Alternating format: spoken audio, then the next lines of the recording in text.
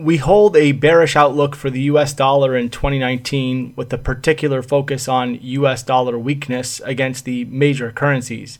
We believe the realities of exhausted Fed policy accommodation and US government stimulus will be felt more acutely in the months ahead, particularly at a time when the US administration is expected to push ahead with its soft dollar protectionist agenda.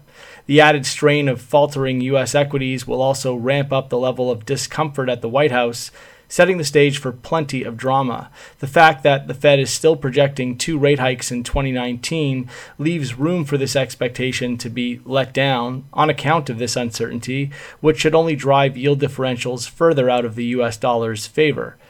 There has already been growing concern about the US dollar's dominant role as a global reserve currency, and the current backdrop serves as a viable catalyst for reserve currency diversification away from the buck.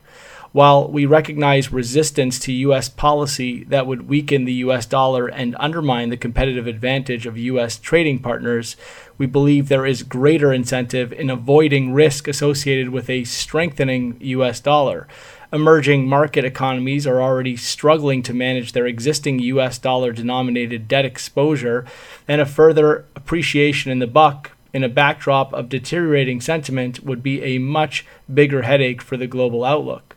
We see the euro in the best position to benefit from this outlook, with the single currency already second to the buck as a global reserve currency.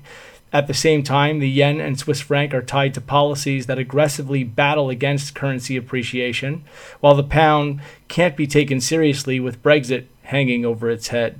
That's all for now.